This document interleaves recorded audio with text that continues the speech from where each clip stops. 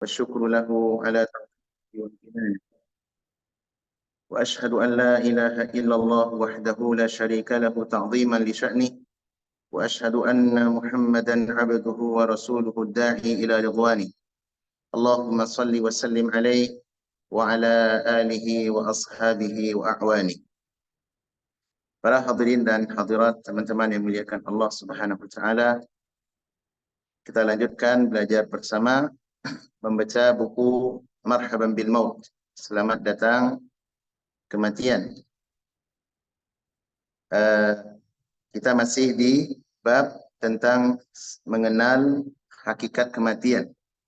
Suatu kejadian yang besar di dalam kehidupan setiap anak Adam.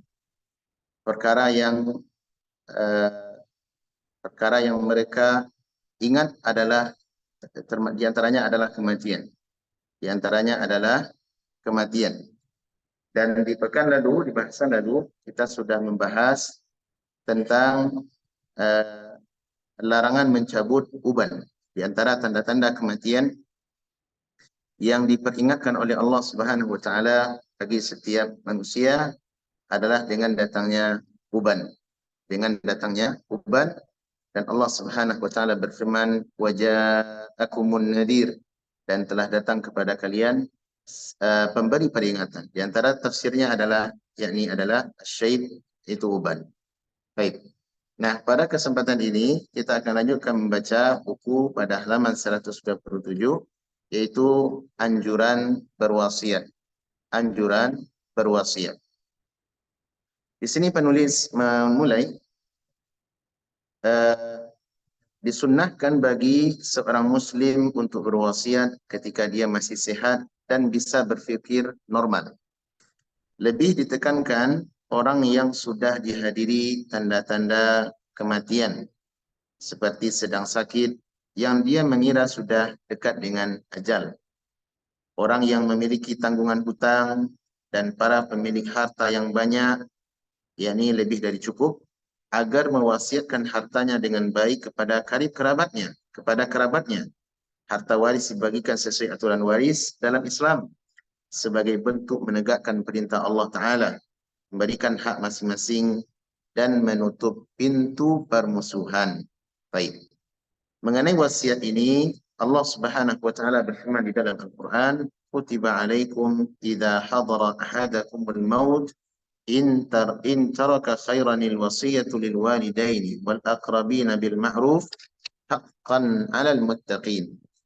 Dan diwajibkan atas kalian apabila salah seorang di antara kalian kedatangan tanda-tanda maut, ini tanda-tanda kematian, dekatnya ajal, ya, jika ia meninggalkan harta yang banyak, untuk berwasiat kepada ibu bapa dan karib kerabatnya secara ma'ruf. Kenapa demikian? Karena hal itu merupakan suatu kewajiban yang ditetapkan oleh Allah Subhanahu wa taala bagi orang-orang yang bertakwa. Mengenai wasiat ini, teman-teman, wasiat para ulama membagi kepada dua secara umum. Pertama, ada namanya wasiat yang sifatnya wasiat ketakwaan, ya, wasiat ketakwaan, dan nanti insyaallah kita akan jelaskan. Kemudian yang kedua adalah wasiat berupa hal-hal yang berkaitan dengan harta dunia. Berkaitan dengan apa? Dengan harta dunia. Baik. Kita baca dahulu tentang wasiat harta ini. Mengenai masalah harta ini berdasarkan ayat yang sudah kita sebut tadi di surah Al-Baqarah, para ulama mengatakan, ya, bahwa ayat ini walaupun hukumnya sudah masuk, dihapus oleh ayat-ayat waris, namun jika seseorang memiliki harta yang banyak, ia boleh mewasiatkan hartanya kepada karib kerabatnya yang tidak mendapatkan pembagian hak waris, seperti kerabat yang terhijab, ya, namun tidak boleh melebihi sepertiga daripada hartanya. Nah, pertama, untuk wasiat masalah harta, teman-teman, Rasulullah SAW ya pernah memberikan nasihat kepada sahabat yang mulia Sa'ad bin Abi Waqqas radhiyallahu anhu. Beliau bersabda, "Ats-tsulusu ya Sa'ad, was-tsulusu katsir." Jadi Sa'ad bin Abi Waqqas radhiyallahu anhu, beliau pernah bertanya kepada Nabi SAW karena beliau memiliki harta yang banyak sementara ajal sudah dekat. Maka Sa'ad bin Abi Waqqas berkata, "Ya Rasulullah, bagaimana kalau saya mewasiatkan kepada anak saya harta mewasiatkan kepada keluarga saya separuh daripada harta. Maka Nabi SAW melarang hal itu. Ya, melarang hal itu. Dan beliau mengatakan kalau separuh itu banyak, maka sepertiga dan sepertiga pun itu sudah termasuk termasuk banyak. Jadi separuh dilarang dan sepertiga diperbolehkan. Kemudian Nabi bersabda, innaka antadhara dzurriyyataka aghniya khairum min antadharahum 'alatan yatakaffafuna an-nas. Engkau mewasiatkan atau meninggalkan keluargamu dalam keadaan bercukupan harta, maka itu lebih baik kepadamu daripada meninggalkan mereka dalam kondisi papa sehingga mereka menyusahkan orang lain. Kemudian teman-teman, mengenai wasiat harta, mengenai wasiat harta ya, tidak mesti berupa harta dunia. Karena juga terdapat anjuran untuk berwasiat dalam kebaikan dan takwa. Ini wasiat tidak mesti dalam bentuk harta benda dunia. Bisa jadi wasiat adalah dalam bentuk agama dan ketakwaan. Hal ini sebagaimana tentang anjuran wasiat, teman-teman. Riwayat dari Abdullah bin Umar radhiyallahu anhu, Rasulullah sallallahu alaihi wasallam pernah bersabda, "Ma haqqum ri'in muslim." Tidak pantas bagi seorang muslim lahu syai'un yusi fihi, yang memiliki sesuatu yang ingin dia wasiatkan. Yabitu thalatha layalin, dan mana ia ingin mewasiatkan sesuatu untuk melebihi daripada 3 malam, illa ya wa wasiyatuhu indahu maktubah, kecuali ya wasiat itu telah tertulis di sisinya. Jadi Nabi SAW menganjurkan kalau seseorang muslim ya memiliki hal yang perlu diwasiatkan, hendaklah dia mencatat atau mewasiatkan segera kepada keluarganya, terutama karib kerabatnya. Nah, Abdullah ibnu Umar sebagai perawi hadis ini, ketika beliau mendengar Nabi SAW bersabda demikian, maka beliau mengatakan, "Ma marrat alayya laylatun mundu sami'tu Rasulullah sallallahu alaihi wasallam qala dzalik illa wa indi wasiyati." Tidaklah berjalan suatu malam semenjak aku mendengar Rasulullah sallallahu alaihi wasallam berkata demikian, kecuali wasiatku telah berada di sisiku. Dan ini adalah contoh praktek daripada sahabat Abdullah bin Umar di dalam mengamalkan sunnah dan wasiat Rasulullah sallallahu alaihi wasallam.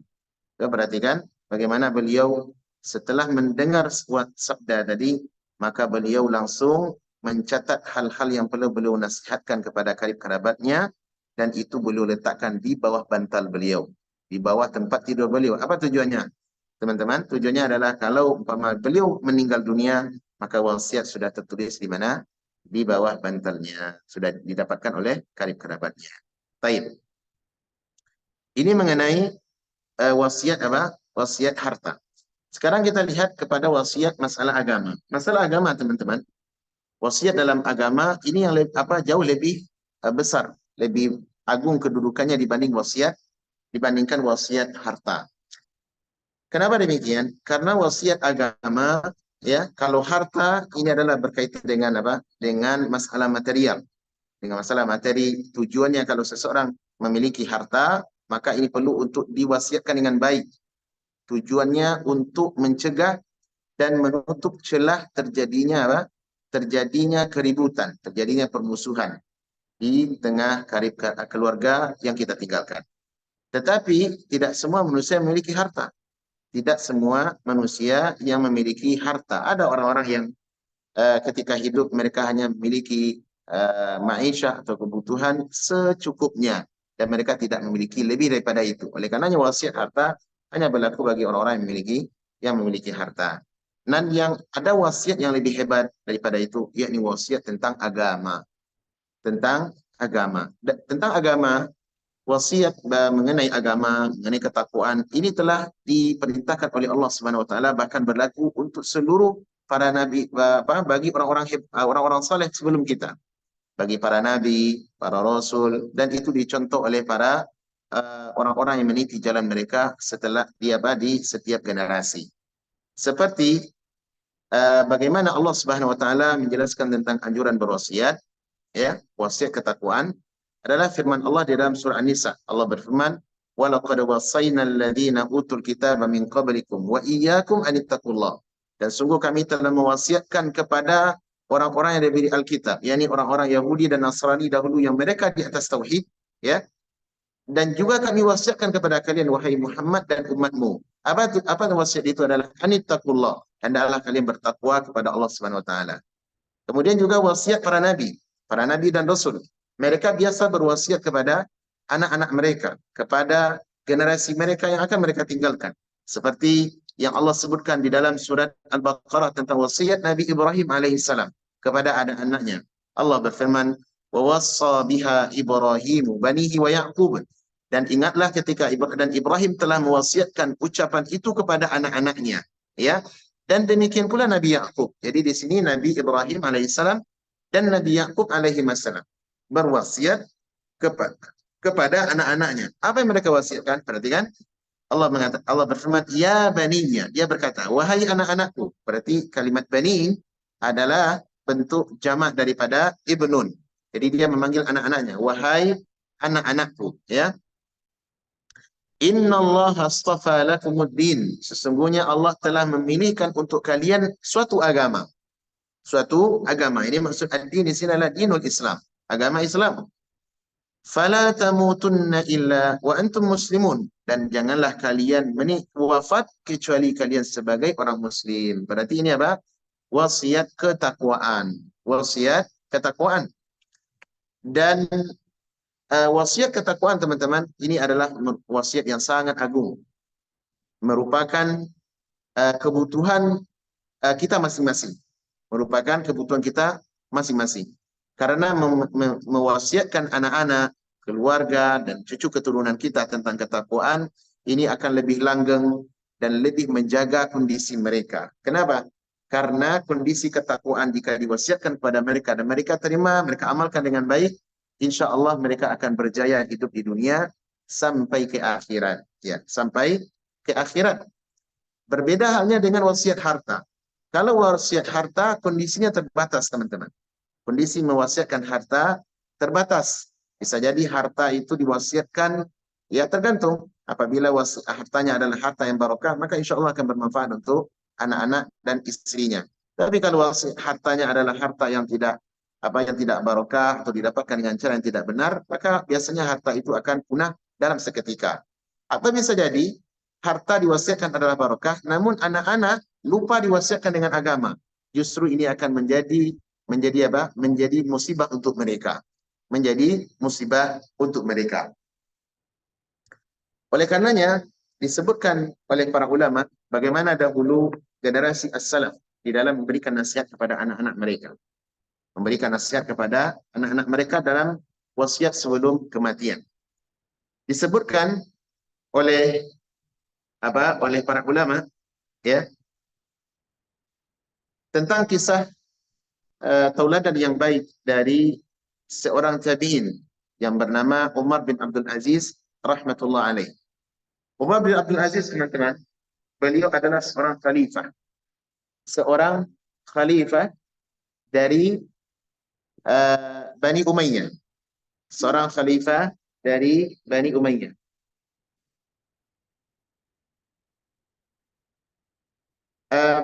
Beliau khalifah tentu adalah orang yang, kalau kita lihat di zaman sekarang, adalah orang yang bergelimang dengan keberadaan, dengan kekayaan dan semisalnya. Baik. Sebelum beliau meninggal dunia, dan Umar bin Abdul Aziz rahimahullah, perlu diketahui beliau adalah khalifah yang adil. Khalifah yang adil di zaman beliau memerintah dan memimpin dengan keadilan. Sampai-sampai tidak ada orang yang layak untuk diberikan sedekah dan pemberian. Justru semua manusia di atas kecukupan, bahkan mereka layak untuk memberikan zakat.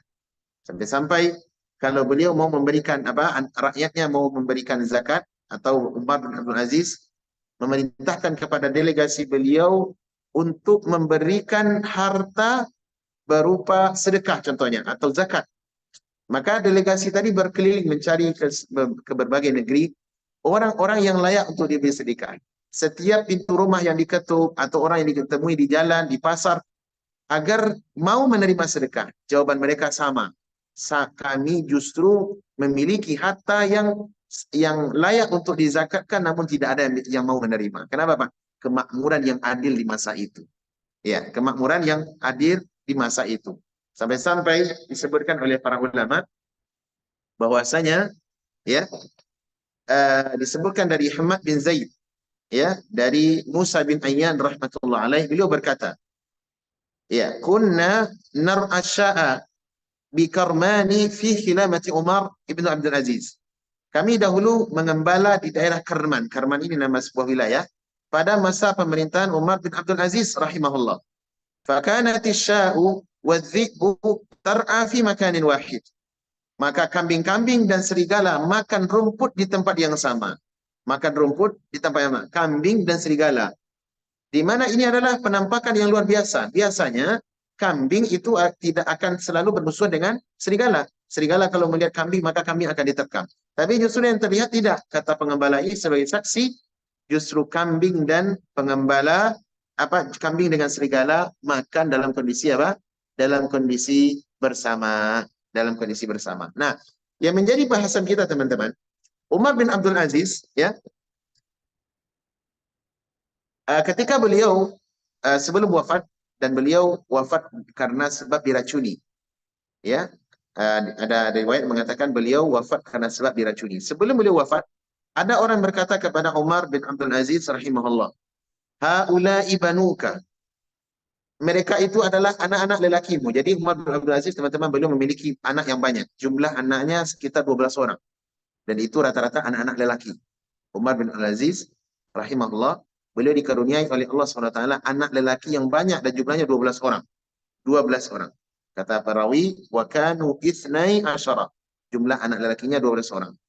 Kemudian lelaki tadi berkata, ala tusilahum bi syai'in fa innahum fuqara. Wahai Umar, tidakkah engkau mau mewasiatkan kepada mereka sesuatu harta? Karena anak-anakmu adalah orang-orang fakir. Coba perhatikan teman-teman. Anak khalifah tapi fakir. Nggak punya banyak harta. Anak presiden, anak khalifah ini lebih tinggi daripada emir, lebih tinggi daripada presiden. Kenapa? Khalifah di masa itu membawahi banyak wilayah Islam. Banyak wilayah Islam. Wilayah-wilayah kaum muslimin terbentang di sentaro dunia. Ya, dipimpin oleh satu khalifah di masa itu. Nah, ketika Umar bin Abdul Aziz mau meninggal dunia, dinasihatkan oleh seseorang, tidakkah mau engkau Umar mewasiatkan harta untuk anak-anakmu? Tinggalkanlah sedikit harta untuk anakmu sebelum engkau meninggal dunia. Maka perhatikan apa jawaban Umar bin Abdul Aziz. Beliau membaca ayat di dalam firman Allah. Ayat yang dibaca adalah di dalam surah Al-A'raf ayat 196. Allah berfirman, Inna waliyallah alladhi nazzala al-kitaba wa huwa yatawalla as-salihin. Sesungguhnya pelindungku ialah Allah yang telah menurunkan Alkitab atau menurunkan Al-Quran, dan dia yang melindungi orang-orang yang saleh. Yang beri bahasan syahid kita di sini adalah anak-anakku pelindungnya adalah Allah SWT. Kalau mereka orang saleh, maka mereka akan dilindungi oleh Allah. Maka kata beliau, wallahi, demi Allah, la a'taituhum haqqa ahadin wa hum bainar rajulain. Demi Allah, saya tidak akan memberikan hak orang lain untuk anak-anakku. Dan beliau khalifah Umar bin Abdul Aziz rahimahullah, walaupun sebagai pemimpin, beliau terkenal dengan zuhud, dengan wara. Artinya, walaupun peluang harta bisa beliau peroleh, tapi beliau tidak semena-mena dalam mengambil harta kaum muslimin. Ya. Maka beliau adalah khalifah tapi miskin. Namun rakyatnya disejahterakan. Dan di saat yang sama ketika orang meminta agar engkau, karena beliau sudah diracun dan tentu ajal sudah dekat, maka beliau diminta oleh seseorang, wasiatkan sesuatu untuk anak-anak agar mereka tidak hidup papa. Iya. Maka Umar mengatakan, saya tidak memiliki harta yang banyak. Dan saya tidak mau pula mengambil harta kaum muslimin untuk saya berikan kepada anak-anakku. Maka kata beliau, apalagi kalau anak-anakku ya nanti besar, mereka bisa memilih dari dua kondisi manusia. Bainar rajulaini, antara dua kondisi manusia. Kondisi yang pertama adalah imma salihun fallahu yatawalla salihin. Berdasarkan ayat tadi. Kalau anakku nanti besar dan dia hidup sebagai orang yang saleh, artinya perjalanan hidupnya dibimbing selalu di atas syariat, dia berusaha untuk menjadi orang yang baik, orang yang bertakwa, keimanannya benar, perbuatannya elok, perlakuannya lurus, maka orang saleh seperti ini, wallahu ta'ala salihin, Allah yang akan menolong mereka. Wa imma ghairus salih. Tapi kalau anakku nanti besar setelah aku meninggal tiada, justru dia menjadi apa? Menjadi orang yang tidak saleh. menjadi orang yang bejat, menjadi orang yang tidak benar, jadi preman dan semisalnya. Maka kata beliau, "Fama kuntu li'inahu ala fisqi." Maka aku tidak mau menitipkan harta, tapi hartaku nanti akan digunakan untuk berbuat kefasikan. Coba perhatikan kawan, bagaimana kondisi wasiat yang luar biasa. Umar bin Abdul Aziz tidak mewasiatkan harta dunia kepada anak-anaknya, walaupun peluang itu ada. Nah, kemudian perawi ya ketika menjelaskan kisah ini kata beliau ya bahwasanya di saat Umar bin Abdul Aziz ya beliau meninggal dunia, maka beliau tidak meninggalkan harta warisan kepada anak-anaknya, tidak menitipkan wasiat berupa harta kepada anak-anaknya, kecuali beliau hanya meninggalkan masing-masing anak tadi dapat 19 dirham, teman-teman. Satu dirham berapa sekarang, Pak? Berapa real kalau kita satu dirham? Tidak tahu ya, mungkin dirham mana yang lebih besar daripada dinar? Dinar lebih besar ya, karena dinar emas. Kalau dirham tidak. Artinya 19 dirham mungkin bisa kita kalkulasikan berapa ratus ribu lah. Tidak uang yang tidak banyak. Jadi anak-anaknya masing-masing laki-laki diberikan uang 19 dirham. Tetapi asyahid ketika dibandingkan dengan apa? Perawi mengatakan apa? Coba kita lihat bagaimana perawi menjelaskan. Maka kata Umar, ketika wasiat tadi beliau tidak mau menitipkan harta kepada anak-anaknya kalau mengambil harta yang tidak benar, maka Umar memanggil anak-anak lelakinya, dipanggil yang 12 orang tadi duduk di depannya, dan ini nafas beliau mungkin sudah tersengal-sengal karena beliau mau meninggal dunia disebabkan diberi racun oleh seseorang yang hasad kepada beliau. Maka Umar memanggil anak-anaknya dan Umar mengatakan kepada anak-anaknya, saya titipkan kalian astaudiukumullah. Coba perhatikan Pak, ini wasiat sebelum meninggal dunia. Saya titipkan kalian kepada Allah.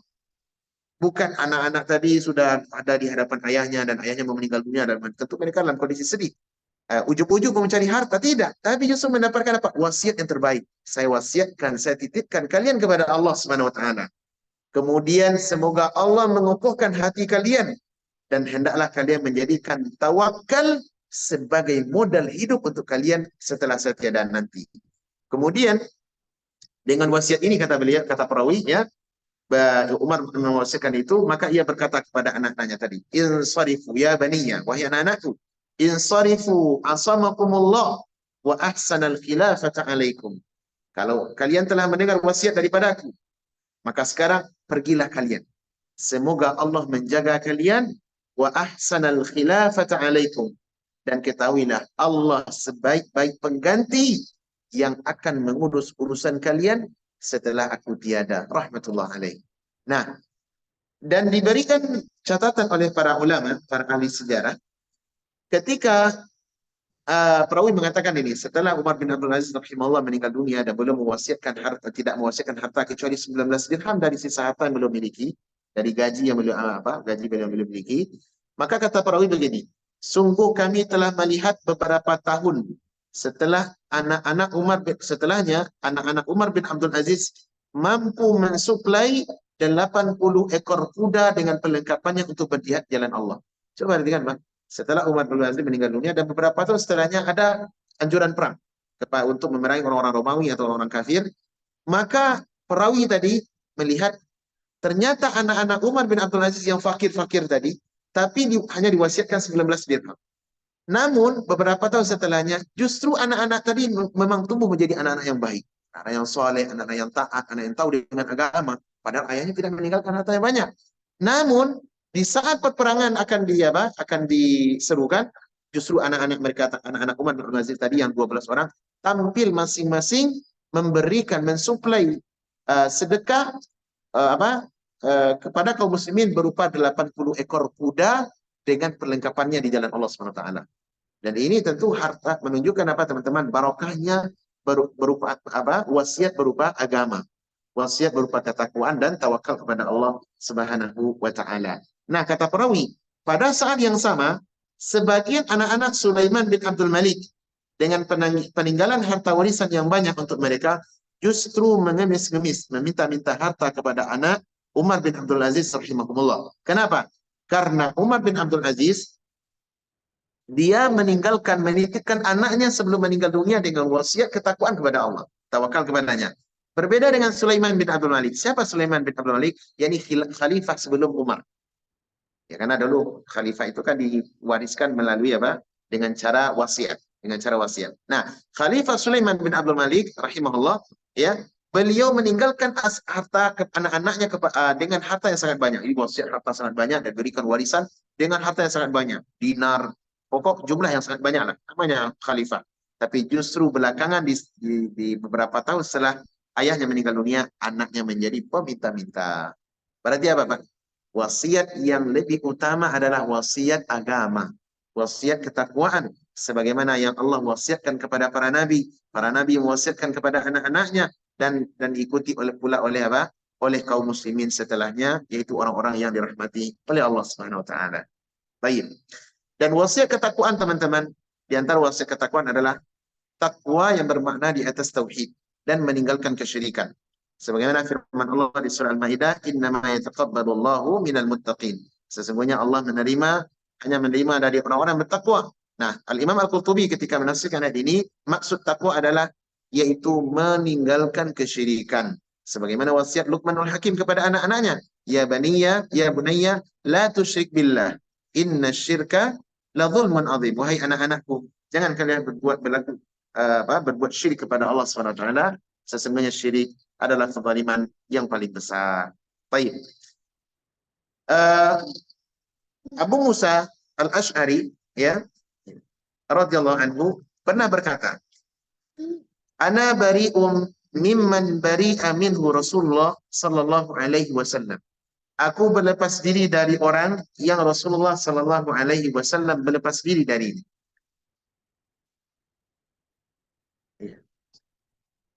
Ya, perhatikan teman-teman.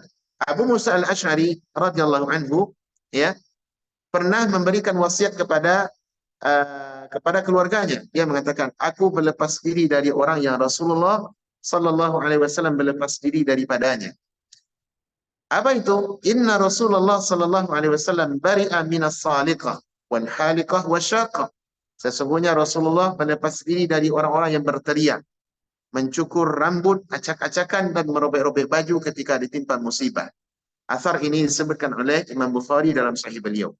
Dan ini bentuk wasiat, teman-teman, yang dipraktikkan oleh sebagian para salaf, yakni para sahabat. Abu Musa Al-Asy'ari ketika beliau sebelum meninggal dunia, maka belum memberikan wasiat ini kepada anak-anaknya. Wasiat ketakwaan, hendaklah kalian bertakwa kepada Allah. Nanti bapak kalau sudah tidak ada anak, maka ingatlah agar kalian tetap melanggengi agama ini. Belajar dengan benar, ikhlaskan niat kepada Allah Subhanahu wa taala, dan semoga Allah menjaga kalian. Karena menitipkan anak kepada Allah, teman-teman, maka insya Allah akan terjaga. Sebagaimana sabda Nabi SAW, "Man istada'a," ya, dalam sabda Nabi SAW beliau pernah mengatakan, coba kita lihat bagaimana teksnya.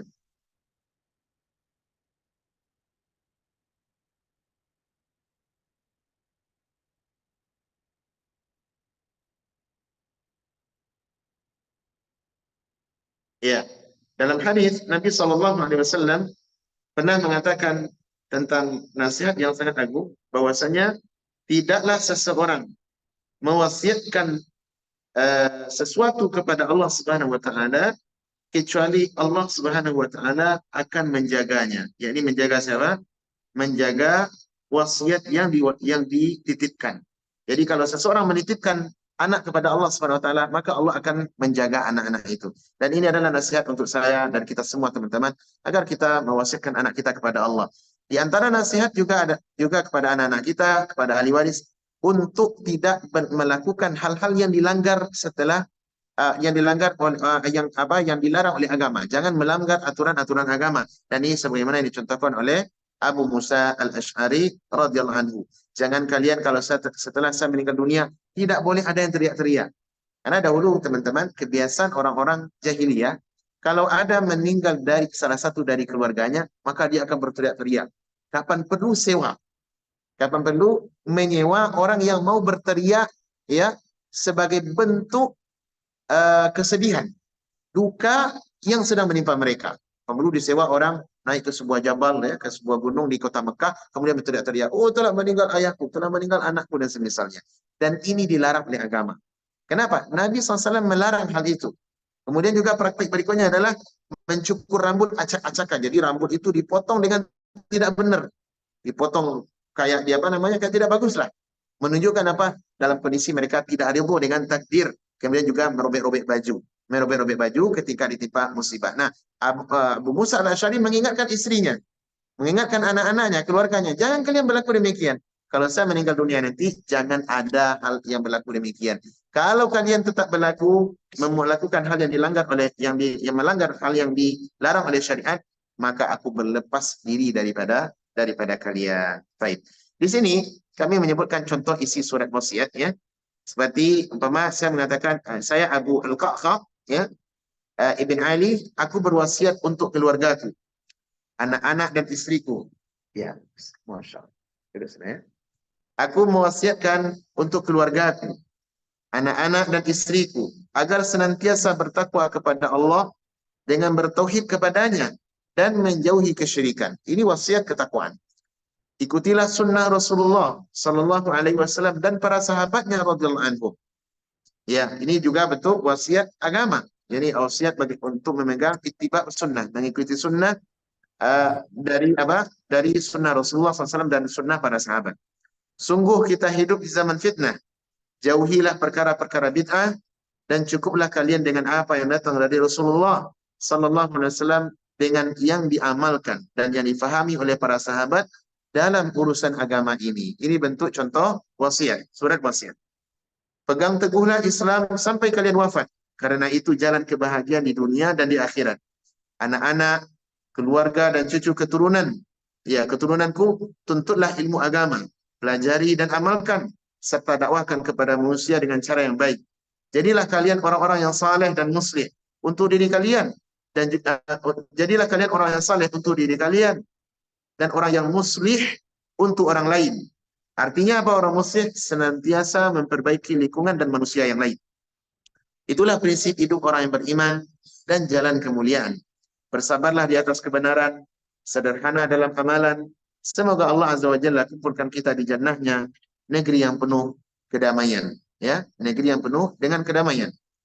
Kemudian berjalanlah kalian di muka bumi dengan rendah hati.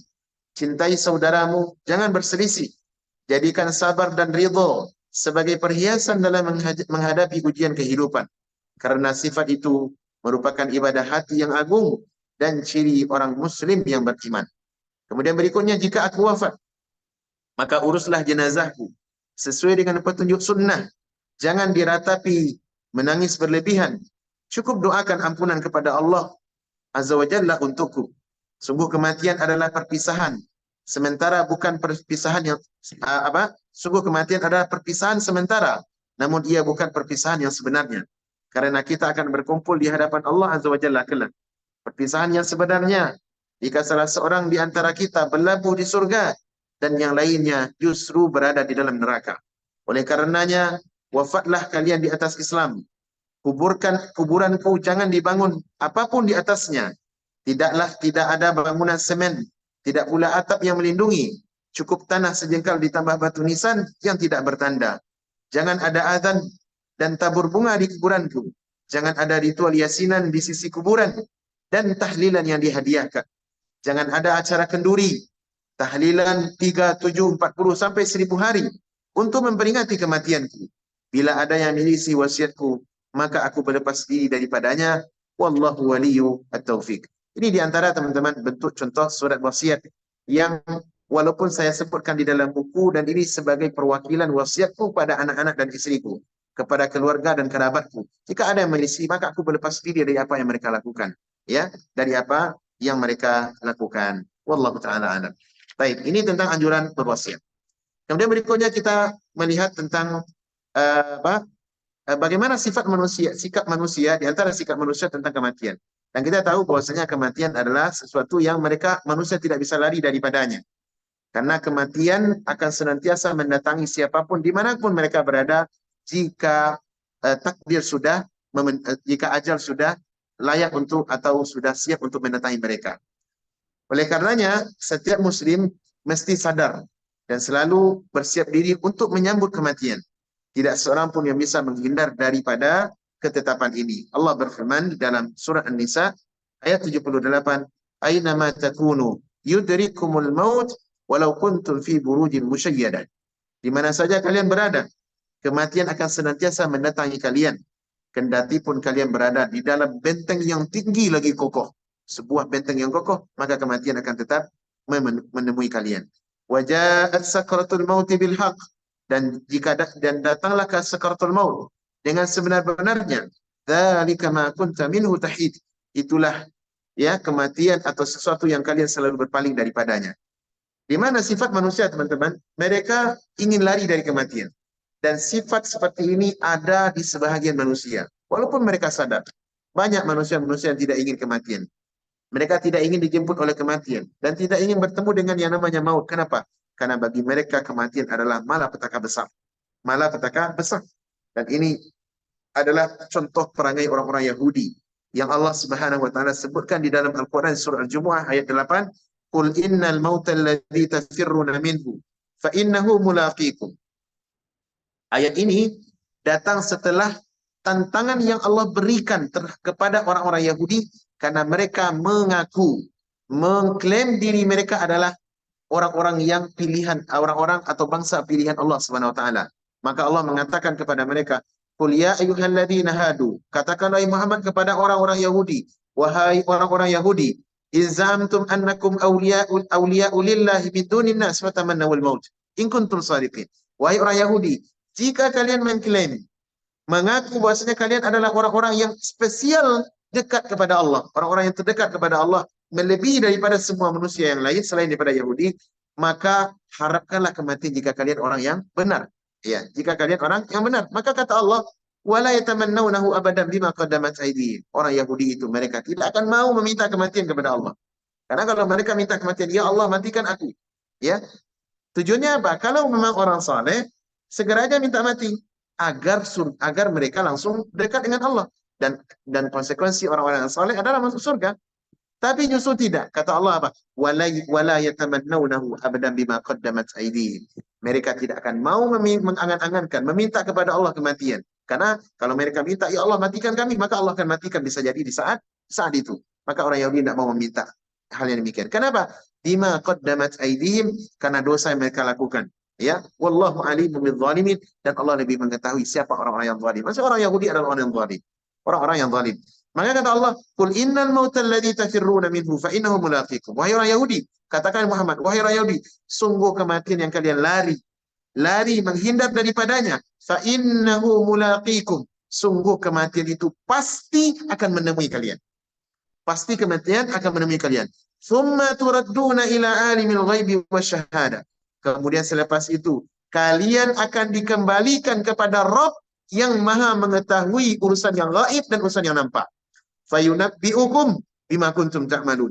Dan kalian di hari akhirat nanti, di hari kiamat, ya, akan dikabarkan tentang apa dosa-dosa, kezaliman, kemaksiatan, pembunuhan, ya, genosida yang kalian lakukan semasa di dunia. Kalian akan dikabarkan hal itu oleh Allah Subhanahu wa taala. Baik. Dan apa yang dilakukan oleh orang Yahudi hari ini terhadap kaum muslimin berupa pembantaian, ya, berupa pembunuhan, maka mereka akan menerima jatah buah daripada perbuatan zalim yang mereka lakukan. Baik. Kemudian teman-teman, yang kita baca bagaimana wasiat Nabi Shallallahu Alaihi Wasallam bahwasanya seseorang itu tidak perlu dia lari dari kematian. Kenapa? Tidak ada jalan lari. Tidak ada jalan lari dari kematian. Justru Nabi Shallallahu Alaihi Wasallam ya memberikan peringatan kepada kita untuk senantiasa dalam kondisi siaga. Dalam kondisi siaga, dan ini semua kita, saya dan kita semua, mau muda, mau tua, hendaklah kita dalam kondisi siaga menghadapi apa? Kematian. Nabi SAW, sebagaimana riwayat dari Abdullah ibn Umar, Nabi bersabda, "Idza kunta fi salati," jika kalian berdiri untuk salat, fasalli salata muwaddi'. Jika kalian berdiri hendak melakukan salat, maka hendaklah kalian salat seakan-akan itu adalah salat terakhir bagi kalian. Salat perpisahan.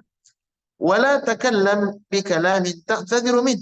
Dan janganlah kalian mengucapkan satu ucapan yang engkau akan menyesalinya nanti di hari kiamat. Wa ajmi'il ya'sa amma fi aidin nas. Dan hendaklah kalian berputus asa dari apa yang ada di tangan manusia. Hadis ini memberikan motivasi kepada kita bagaimana seseorang muslim hendaklah dia bersiaga bahwasanya kematian itu bisa jadi mendatangi mereka kapan saja. Bahkan ada orang meninggal di kala mereka salat. Ada orang meninggal dalam kondisi salat. Saya pernah dikirimkan video oleh teman-teman, itu bagaimana keadaan seseorang meninggal dunia dalam keadaan yang tidak dibayangkan sebelumnya. Ada orang sedang main gym, apa namanya? Gym ya, olahraga gitu. Tiba-tiba terjelongkang mati. Ada orang yang sedang di lapang bola, tiba-tiba mati. Kemudian ada orang yang sedang salat, sedang sujud, mati. Subhanallah. Demikianlah kondisi kematian teman-teman, sesuatu yang pasti datang, namun ia tidak pernah kompromi kepada kita kapan mereka akan datang. Baik. Kemudian juga berikutnya kita melihat tentang kematian mendadak. Nah, kematian mendadak teman-teman, ya, ini adalah hal yang sering kita lihat di dalam kehidupan. Adanya orang yang mati tapi tidak ada tanda-tanda kematian. Ya seperti tadi lah. Ya, tiba di lapang bola mati, di media perjudian mati. Ada orang yang sedang bermusik-musik, joget-joget dengan orang-orang lelaki joget dengan wanita. Ya, orang yang bermaksiat, tiba-tiba maut mendatangi mereka sehingga apa? Sehingga mereka pun mati. Ya, sehingga mereka mati. Nah, tentang kematian mendadak teman-teman, perhatikan di sini. Tentang kematian mendadak perlu kita ketahui bahwasanya ajal kalau sudah datang maka ia tidak akan ada namanya dipelankan untuk sesaat, tidak ada. Tidak ada namanya ajal bisa diundur sesaat, tidak ada teman-teman. Ya, kalau ajal sudah datang dimanapun pasti dicaplok. Ya, tidak ada namanya kata kompromi. Hal ini sebagaimana firman Allah Subhanahu Wa Taala, likulli ummatin ajal. Tiap-tiap umat sudah mempunyai ketetapan, sudah mempunyai ajal. Idza jaa ajaluhum, apabila telah datang ajal mereka, ketetapan mereka, fala yastakhiruna sa'ah, maka mereka tidak akan bisa mengundurkan ajal itu, diundurkan sesaat. Wala yastaqdimun, dan tidak pula bisa dipercepat. Ya, tidak bisa dipercepat. Jadi kalau ajal sudah datang, oh stop dulu, tunggu saya mau bertobat dulu, saya mau bersedekah dulu, saya mau berbuat baik dulu, tidak ada ceritanya. Ajal datang sudah langsung menghadap ke alam yang berikutnya, ini alam barzakh. Baik. Dan Allah juga berfirman, "Wala yu'akhirallahu nafsan idza jaa ajaluha." Dan Allah sekali-kali tidak akan menangguhkan kematian seseorang apabila telah datang waktu kematian menimpanya. Baik. Bahkan salah satu tanda-tanda hari kiamat as-sughra, ya, seringnya terjadi mati mendadak yang menimpa anak Adam. Dan ini adalah perkara yang hebat teman-teman. Kematian mendadak, kematian yang tiba-tiba yang kita tidak pernah menyangkanya. Ya, tidak pernah menyangkanya, tidur meninggal dunia padahal ada sakit, berjalan keluar ke toilet udah tergelincir sedikit mati. Ada orang yang berjalan pergi jalan pagi sama anak-anak, jalan di trotoar di tempat yang olahraga, tiba-tiba jatuh mati. Ini adalah kematian yang mendadak, tidak ada aba-aba, tidak ada sakit, tidak ada ini dan tidak ada itu, dan ini adalah perkara yang besar di dalam kehidupan seseorang. Baik. Nah, mengenai tentang tentang banyaknya kematian mendadak teman-teman, ini salah satu daripada ciri hari kiamat, ya, salah satu daripada ciri-ciri hari kiamat. Tanda-tanda asyratus sa'ah as-sughra adalah banyaknya manusia atau orang-orang yang mati tiba-tiba. Sebagaimana riwayat dari Anas bin Malik radhiyallahu anhu, Nabi kita yang mulia sallallahu alaihi wasallam pernah bersabda, sebagaimana hadis diriwayatkan oleh Al-Imam At-Tabrani, ya, dalam Al-Mu'jam beliau dengan sanad yang sahih. Beliau bersabda, minik tarbi as-sa'ah an yural hilalu qubulan. Di antara dekatnya hari kiamat, hilal akan terlihat nyata, ya, fayuqalu, sehingga dikatakan lilailataini, ya, ini adalah malam kedua. Ini adalah malam kedua, yakni saking cepatnya waktu berjalan. Wa an tuttakhadhal masajidu turuqa. Kemudian ciri kiamat yang kedua adalah masjid-masjid akan dijadikan jalan-jalan.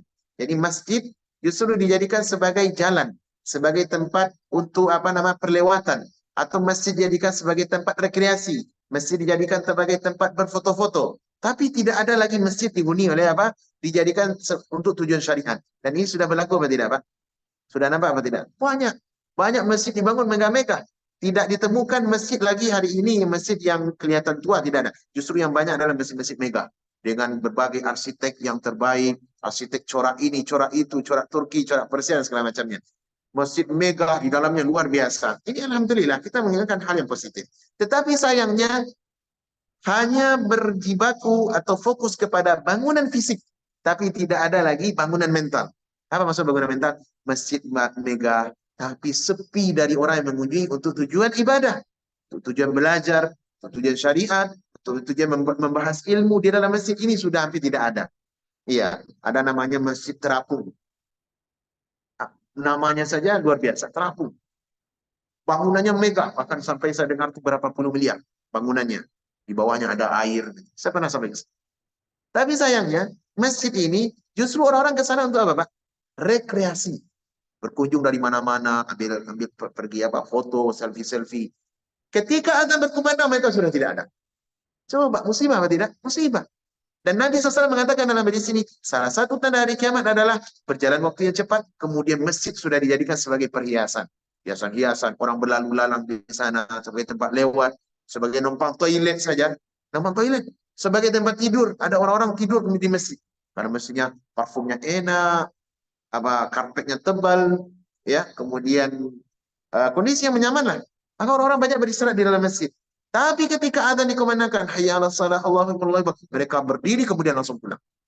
Kenapa teman-teman? Karena tujuan masjid hanya sebagai dunia yang mereka jadikan. Waliyadzubillah, dan ini adalah musibah. Kemudian yang menjadi syahid bahasan kita adalah kata Nabi, tanda hari kiamat yang ketiga adalah wa an yadhhara mautul fujaah. Ya, dan akan datang dan seringnya terjadi kematian yang mendadak, kematian yang mendadak. Dari sahabat Ubaid bin Khalid As-Sulami radhiyallahu anhu, Rasulullah sallallahu alaihi wasallam bersabda, "Fi mautil fujaati akhdhatu asaf." Kematian mendadak itu bisa jadi siksaan yang membawa penyesalan. Siksaan yang membawa penyesalan. Kenapa teman-teman? Karena orang yang mati mungkin bisa jadi dalam kondisi bermaksiat. Tidak siap untuk kematian. Tidak ada terbayang sedikit pun di benaknya bahwasanya dia akan mati di hari itu. Dan ini adalah penyesalan. Apalagi kalau seseorang mati dalam kondisi bermaksiat, kondisi disko-disko, minum khamar, berzina, ya, tiba-tiba datang gempa, mati, tidak terbayang sebelumnya. Tidak terbayang sebelumnya. Dulu waktu kami kuliah di Padang, bagaimana kondisi gempa di saat itu kami menjadi saksi. Gempa yang begitu besar, Pak. Besar sekali gempanya, dan banyak yang mati di kala itu. Banyak orang-orang yang mati di atas. Ada yang kaum muslimin, ada orang-orang kafir. Nah, yang menjadi hal yang menyedihkan di kala itu adalah adanya beredar informasi orang-orang yang mati kembar namanya, Pak. Mati kembar. Ini adalah konotasi yang negatif. Jadi orang-orang mati kembar dibungkus oleh para para relawan, ya, ditemukan di dalam hotel, mati bungkus. Ternyata dilihat sosoknya bukan suami istri. Waliyadzubillah. Siapa yang membayangkan? Ya, saya membayangkan ternyata dia adalah seorang pegawai, seorang pegawai negara atau apa, kerja di Jakarta, minta izin ke istrinya ke mana? Ke Padang. Tujuannya apa? Ada kunjungan kerja, ada meeting. Tapi ketemunya di mana? Jasadnya sudah mati dalam hotel dalam kondisi berbuat maksiat. Waliyadzubillah. Kapan dia membayangkan kematian akan mendatanginya? Dan inilah yang disebut oleh Nabi SAW, kematian yang mendadak bisa jadi itu penyesalan yang hebat terhadap orang yang menimpanya. Oleh karenanya kita sebagai muslim hendaklah kita berupaya menjaga kondisi. Saya, Pak, dan kita semua, kondisi kita sama. Kita dalam keadaan yang bisa terjatuh kepada mara bahaya. Oleh karenanya perlu kita saling mengingatkan, saling menasehati, saling mengajak, ya, memberi motivasi agar kita masing-masing berada di atas ketaatan. Toh kalau umpama ajal mendatangi kita, kita dalam kondisi yang baik, dalam kondisi yang mulia, dan mudah-mudahan wafat kita termasuk wafat yang husnu al-khatimah. Baik. Kemudian juga tentang kematian yang mendadak ini, teman-teman. Kondisinya nanti dua.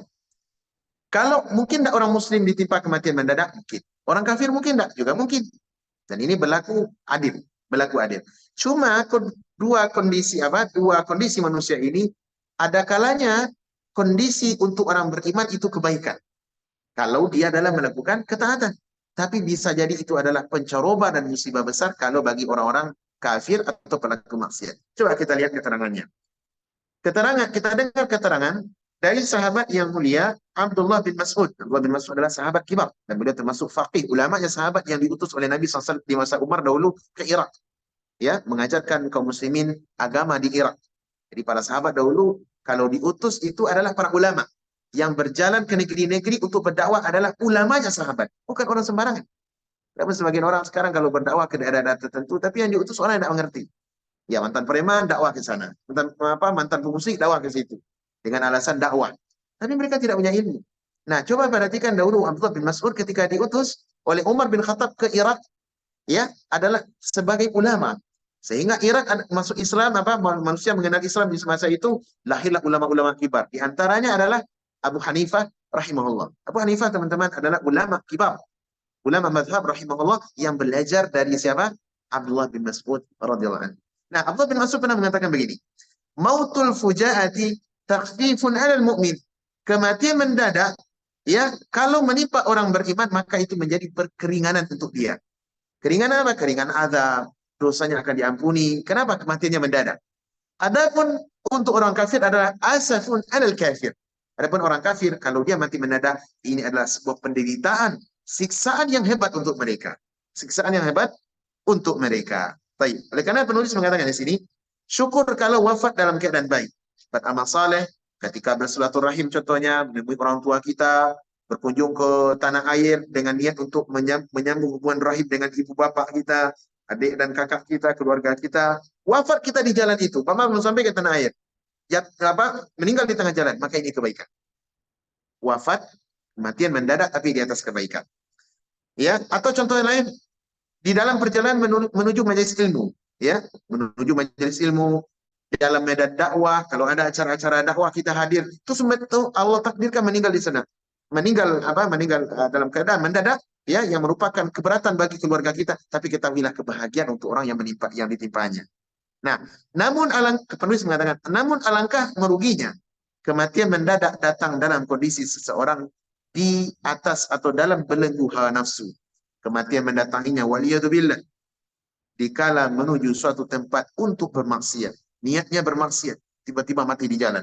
Sedang berzina, saat berjoget-joget di pentas organ, mati di meja judi, ketika minum khamar, sedang menghisap rokok, mati. Nah, perhatikan teman-teman. Menghisap rokok, ada menghisap rokok, mati. Ya, menghisap rokok, kuplu, udah mati. Kemudian tiba-tiba kematian datang melemahkan badan. Padahal ia dalam kelalaian dan maksiat kepada Allah Subhanahu wa taala. Sungguh itulah catatan keburukan yang membelenggu leher. Semoga Allah lindungi kita, keluarga kita, anak-anak cucu kita dari akhir kehidupan yang buruk. Sahabat yang mulia Abdullah bin Umar pernah berkata, "Kana min du'air Rasul sallallahu alaihi wasallam, di antara doa Nabi sallallahu alaihi wasallam adalah Allahumma inni a'udzubika min zawali ni'matik." Ya Allah, aku berlindung kepadamu dari hilangnya kenikmatan yang Engau berikan. Wa tahawuli afiatik, dan aku berlindung kepada Engkau daripada berubahnya afiat, keamanan, kesehatan, nikmat yang Engkau anugerahkan justru berubah menjadi apa? Menjadi hilang.